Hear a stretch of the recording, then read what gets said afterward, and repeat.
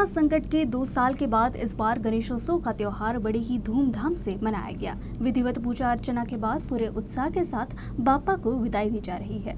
गणपति विसर्जन का उत्साह पूरे राज्य में है। इसी तरह बुल्ढाना जिले के खामगांव में भी पुलिस बंदोबस्त के बीच बाप्पा को विदाई दी जा रही है। आराध्य देव गणराया का गणेश चतुर्थी के दिन आगमन होता है। सबसे लाडले गणपति बाप्पा की भक्तजन 10 दिनों तक विधिवत पूजा अर्चना करते हैं, जिसके बाद अनंत चतुर्दशी के दिन बाप्पा को विदाई दी जाती है।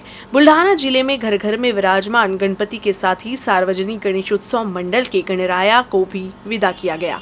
बुल्ढाना जिले के खामगांव, शेगांव, मलकापुर, नांदुरा, संग्रामपुर और जलगांव जामोद में भी बाप्पा को विदाई देने के लिए ढोल ताशे के साथ भव्य विसर्जन रैली निकाली गई। खामगांव में पुलिस के तगड़े बंदोबस्त के बीच बाप्पा को विदाई दी गई।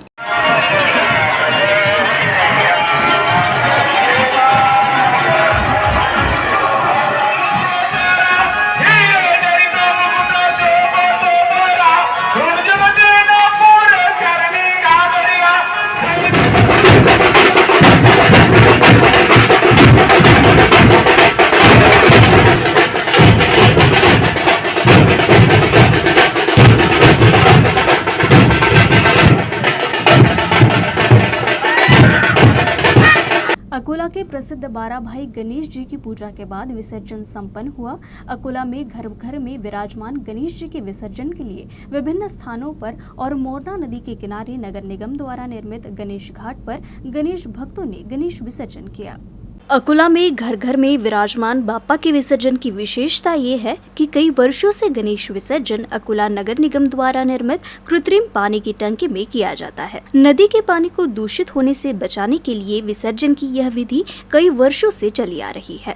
शुक्रवार सुबह 11 बजे से गणेश भक्तों ने श्री को भावभीनी विदाई देना शुरू कर दिया। कृत्रिम जलकुंड में विसर्जित मूर्तियों को एकत्रित कर 17 किलोमीटर दूर गांधी ग्राम के पूर्णा नदी में विसर्जित किया जाता है।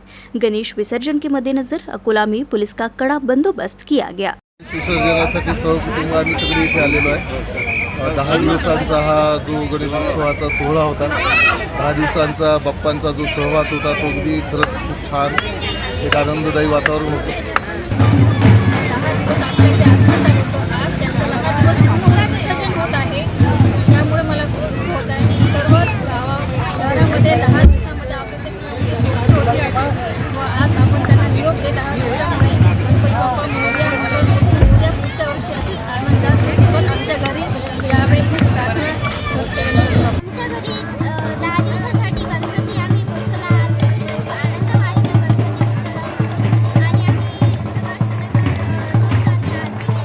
कांग्रेस की भारत जोड़ो यात्रा शुरू हो गई है। राहुल गांधी के नेतृत्व में ये यात्रा कन्याकुमारी से शुरू हुई और पूरे देश में 3570 किलोमीटर का सफर तय कर कश्मीर में खत्म होगी। यह यात्रा देश भर के विभिन्न राज्यों से होकर गुजरेगी। इसी तरह इस यात्रा के दौरान राहुल गांधी भी महाराष्ट्र आएंगे। इस दौरान वो बुल्ढाना जिले में 100 किलोमीटर का सफर तय करेंगे। इस संबंध में कांग्रेस नेता मानिक ठाकरे ने बताया कि राहुल गांधी शेगांव और नांदेड़ में सभा करेंगे। कांग्रेस नेता और पूर्व गृह मंत्री माणिक राव ठाकरे शेगांव में प्रशिक्षण और मार्गदर्शन के लिए आए थे।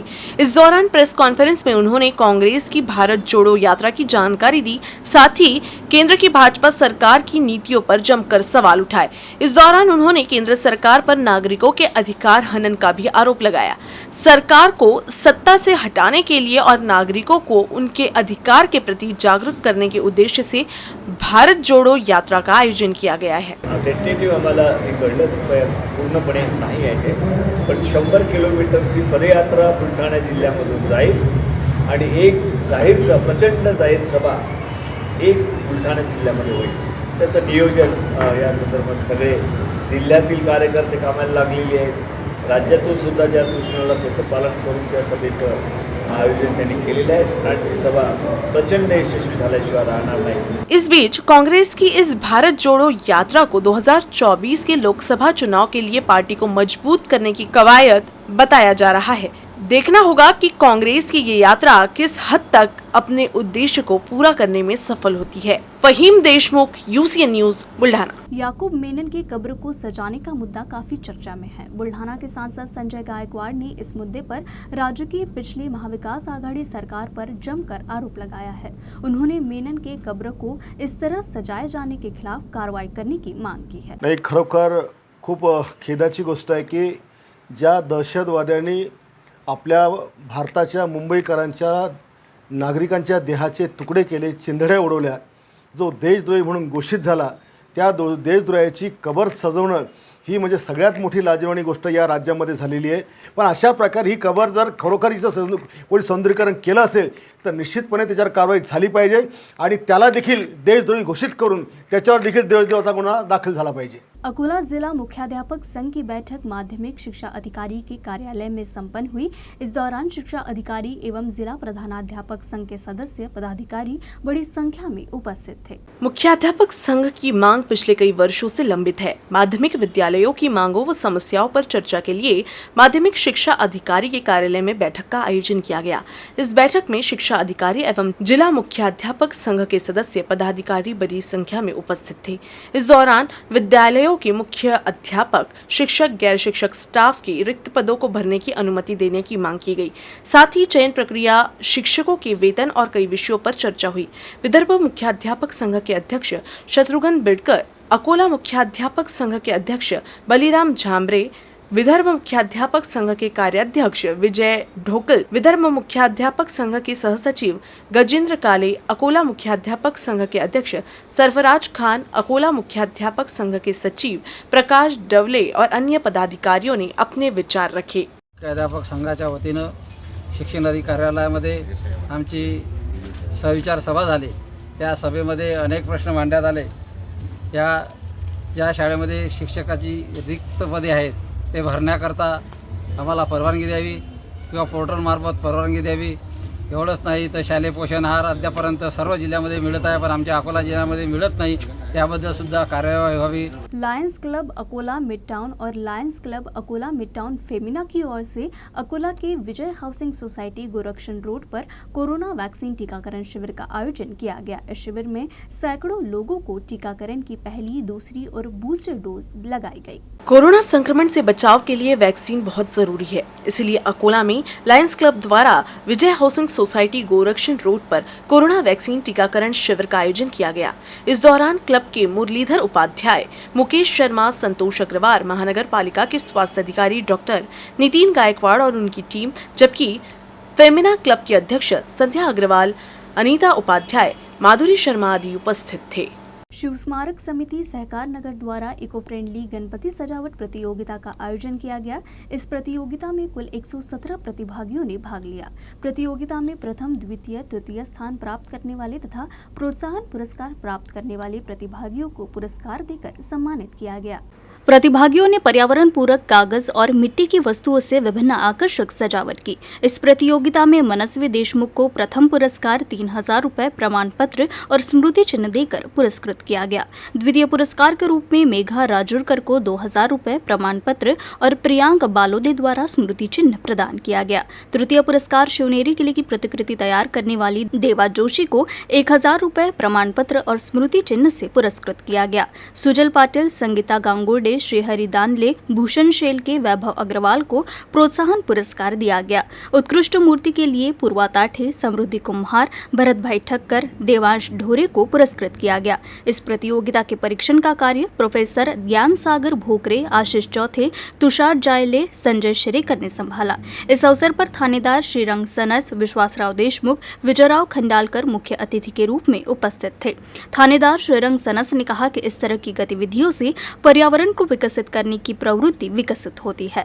पंकज जाले ने कार्यक्रम की शुरुआत की। शिव स्मारक समिति के सभी सदस्यों ने प्रतियोगिता की सफलता के लिए सहयोग किया। अकोला जिला प्रशासन ने प्राकृतिक जल स्रोत में गणपति को विसर्जित करने के बजाय जल प्रदूषण को रोकने के लिए कृत्रिम टैंक बनाए हैं। इसमें देश की अग्रणी cement company Dalmia Bharat limited ने मदद के लिए आगे आई है। डालमिया कंपनी ने राज्य में 10 स्थानों पर गणपति विसर्जन के लिए कृत्रिम टैंक भेजकर जल प्रदूषण को रोकने में मदद की है।